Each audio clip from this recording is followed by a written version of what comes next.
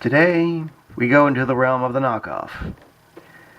Not just any knockoff, but the Brave series knockoff. But you gotta admit, that is some shiny, shiny gold. Unfamiliar with the Brave series? Not a big surprise. It was mostly seen in the Japanese television during the 90s when Transformers from Japan were, well, exceedingly unpopular. In fact, it wasn't until the '07 movie that it started gaining back in popularity again. If that makes sense. Anyway, one of the series included this fellow here, Great Goldran, which was actually originally two components. Dran, which is the gold car here, but that part's been simplified to just be a chess piece, and Goldran, which is what this thing will turn into later. I also have the series set of the Build Tiger, even more shrunken down. But since I can't seem to find all the components, I probably won't be covering that anytime soon. Maybe I'll just get another one. Should be easier. Now, seeing as this is a knockoff, this figure has been significantly simplified and shrunken down. If I had to take a guess, I'd say it was about half its original size. But still, it looks nice in the package. And it only cost me about $6. I found it at a Tuesday morning store on a Friday afternoon. Now as for the instructions themselves, well, you get a lot of pictures and you kind of have to guess. Not real surprising. If they're only going to make this thing for $6, chances are they're not going to include an instruction sheet. Oh, and for as who made it, well, you have a rough idea. But good luck trying to find the company. Because, I mean, Polyfect Toys, Company Limited, Kowloon, Hong Kong, made in China, Guangdong, China, imported by SJ Los Angeles. That's a lot of hands, and not a lot of information. Okay, well, he's out of the package, and he passes the first test by not falling apart into pieces immediately. On a roll of KO, it's already doing pretty well. Although, you will notice that the scabbard is on the other side. It was just kind of held in place over there on the packaging. I don't count that against it because, well, that's just an accessory. But still, we're up to an interesting. Getting in close here, we see that the plastic sword is the same mustard yellow as the figure itself. Might have already heard a little bit of a creak in that bicep swivel. That's comforting. Okay. Articulation, let's see here now. Head does nothing, but that due to transformation, that's not a big surprise. So now shoulders. Kind of a ratchet joint there. At least that's what I feel. Already can feel it coming loose, so great. Arm, this side is, okay.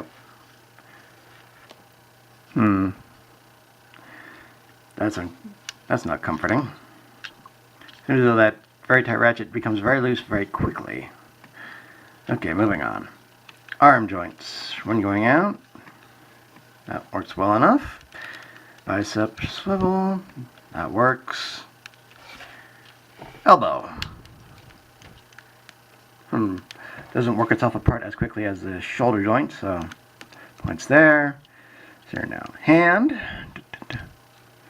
Stuck in place. Okay. What about on the other arm? See here. Fine. Fine. A little tight. Not going to complain about that. Okay. So it does move. You just have to partially disassemble it to get that to move. But that's due to transformation, so I'll leave that up to you whether or not that counts. No waist swivel. Okay. Legs outward. Two joints there. That's probably can't do the transformation. No knees. Swivel on the feet. Again for transformation. I can only really imagine what the original is like. Have to track that down. Of course, I also have to track down that super build tagger again. Okay, as any experienced transforming robot collector knows, that shiny metal, at least vacuum chrome like this, attracts fingerprints very easily. I can already see them on mine. Not too sure how well it's picking up on the camera. And when we turn around, well, more grit, more of the mustard yellow plastic. Oh, great. With metallic swirl.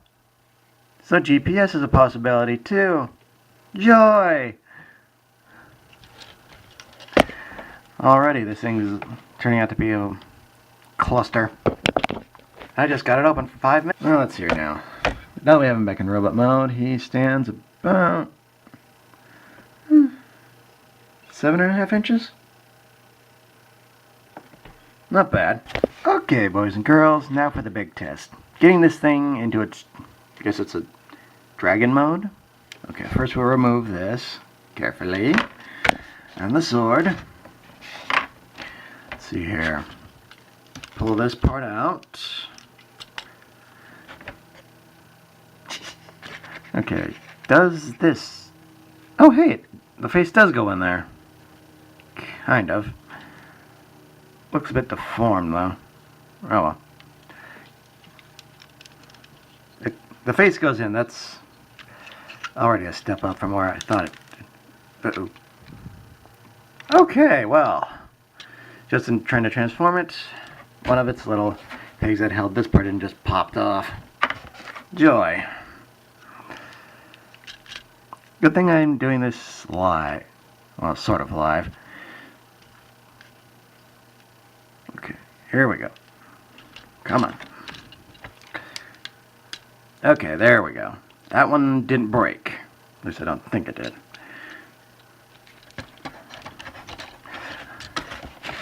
And now we got this.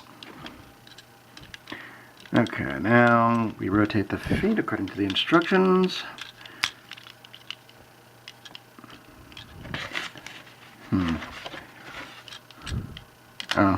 I'm humming because a little bit of a tilt here, kind of making this a little back heavy. So already things are looking a little more down than they were beforehand. Okay, then we put these parts down, rotate them downward until we can get these together like that. Okay, come on. Rotate down. Yes, we have that working. We have a complete tail.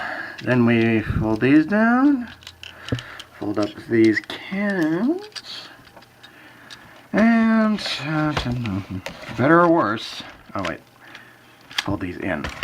Okay, that kind of compensates for it. And better or worse, there we go. Knock off Goldran in his dragon mode. Maybe, let's see here, if I do this, like that.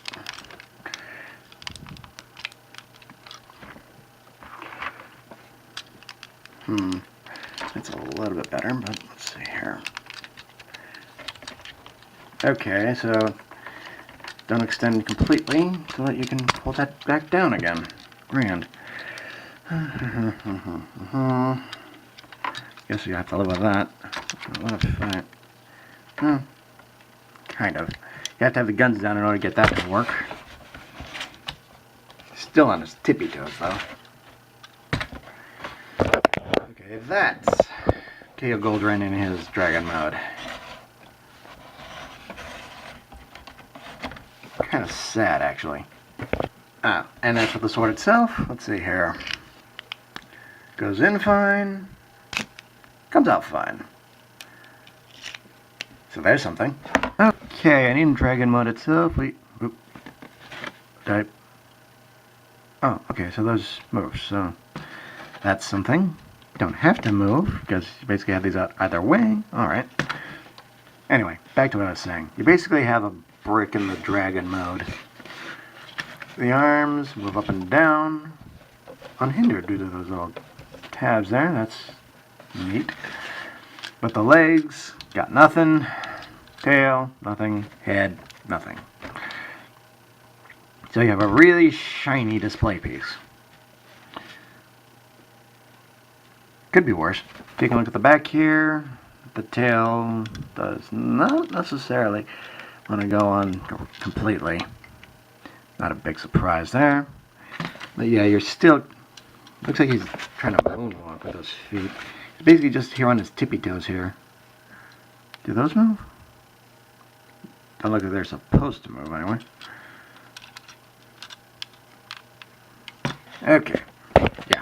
Well then, I guess it's time for some final thoughts on this figure. Well, it's okay for a knockoff. There's certainly worse ones. I mean, aside from that little part that broke off on the wrist there, it seems to be doing fine. The gold, the metallic flake, and the plastic will probably mean that this thing will deteriorate into nothing in about 10 years. But if you're looking for a placeholder for Goldran, you could certainly do a lot worse. I mean, at least this thing at least has gold on it.